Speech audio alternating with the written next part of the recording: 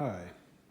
Okay, so this is my piano, my new piano, new to me anyway. It's a Bosendorfer 225, originally from 1978. It was extensively restored, probably over the past year or two. I don't know how long he had it, but it was done recently, I believe last year. Anyway, it's finally in my house. You might have seen me playing it. I've just had an amazing time playing it. It's awesome. I can just disappear into it. It's,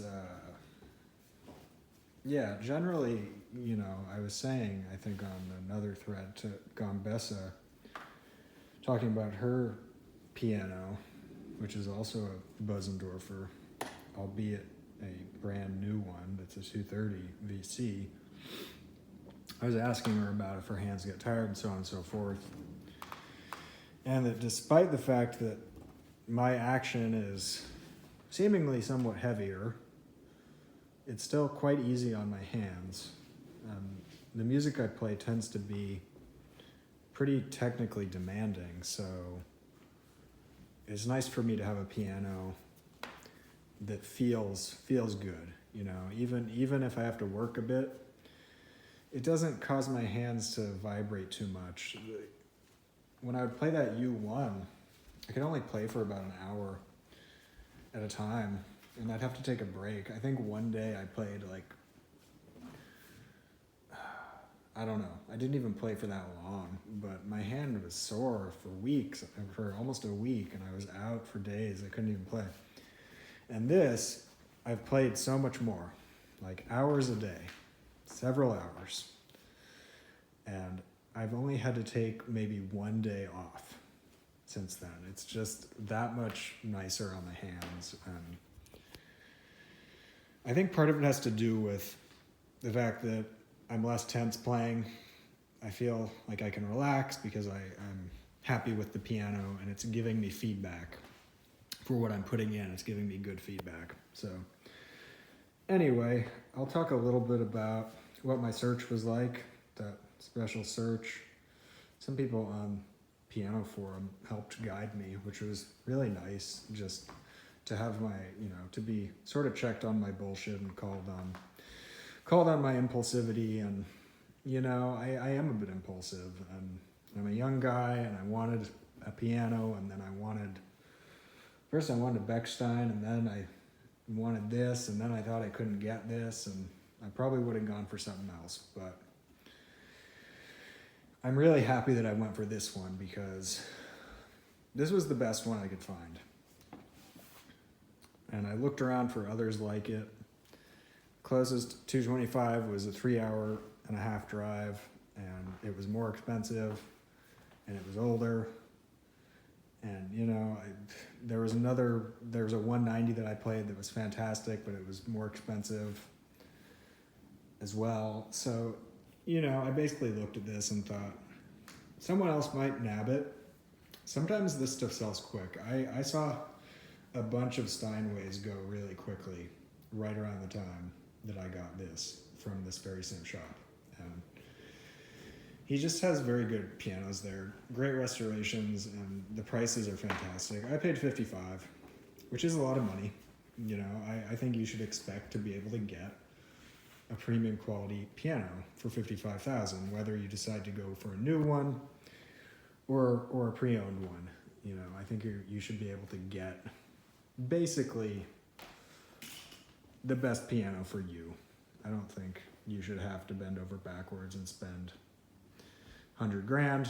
Maybe it's nice if you can. I've played on new pianos that were that price, and some of it I've heard people say, it's like a used car.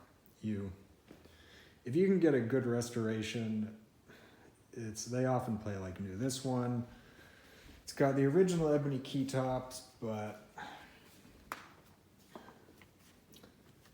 they're pretty much like new. They look great. The whites are new. The action is rebuilt. Soundboard's original. The harp's original. The case is original. The finish is new. A bunch of stuff is original, but 78's not that old. You know, these pianos hold up. So with Bosendorfers, unless you have the money, it's smarter to go for a pre-owned one. And the newer they are, the more expensive they are. It's just kind of how it goes. It's like with cars. They start to depreciate as soon as they leave the lot. Same thing with pianos. So you might have to look around a little bit, but you can find something good for a fraction of the price, you know, half or a third of the price of a new one. Moving on, what about some of the other pianos I tried? Loved the C. Bechstein, however, it was an 87 and it did not feel new.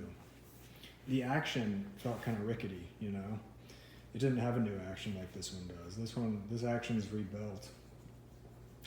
And it had all the original key tops. And it sounded, to me it didn't sound as good either. I don't know if that was due to age or just a preference, but probably a bit of both, you know, so that was great, but it didn't compare. I think even better than that, C. Bechstein was a Steinway L that I played at the same shop as this one. It had an original soundboard from, I think it was 1920 or something, 100 years old. It sounded great. So, you know, the soundboards can hold up. They won't necessarily. They could be, you know, they could be shot. They could be in horrible shape. They could be cracked and damaged and whatever, but they can hold up in the right climate and being taken care of. So that Steinway was particularly nice. Everything else practically in there was rebuilt. And it played great. It was a competitor with this one. It was priced at $47. What else? I really liked the new Yamahas, or the almost new Yamahas. I played a brand new S3X and a CX7 that was a couple of years old, a few years old maybe. Those were really nice. They didn't give me quite the same pleasure as this did. I probably would have gone with the Steinway, and if those didn't exist, maybe I would have gone with the Yamaha. I played the Schimmel for a while. I liked that. It actually had a really nice feel to it. I liked the touch response, but I wasn't crazy about the tone. The tone didn't have the presence I would have hoped for. That was a C189. I played a lot of nice pianos. So yeah, it all comes down to personal preference at some level. I think there are a lot of people that would sit down and play this and say, you know, it's not for me. It's unique. I've heard the tone called bright. I've heard the tone called mellow, but I've also heard it called bright. And they're both true. You can get a very bright tone out of it due to the high string tension, especially in the upper register and at higher volumes and speeds of hammers. It gets bright, but it's a different kind of brightness. It's more of a harpsichord brightness. The whole thing has a beautiful tone for classical music and Baroque music.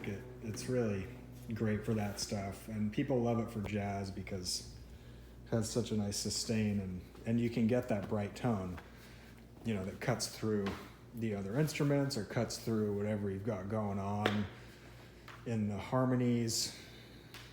It's just a really fine instrument for a lot of different types of music. I'm hoping to use it for meetups and classes of some sort. I'm not a teacher myself. I have some background in teaching, although it's been a while.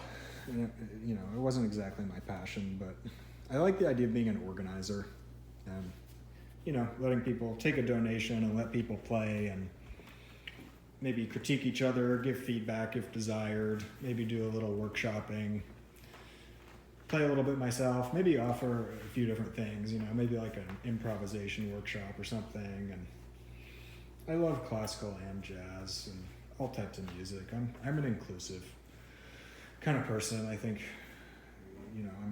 I think everything's sort of connected, and if you can get a good variety of people together, as long as they're musicians, good things can happen.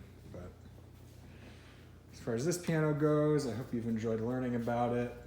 I played that one little improv thing just to demonstrate it.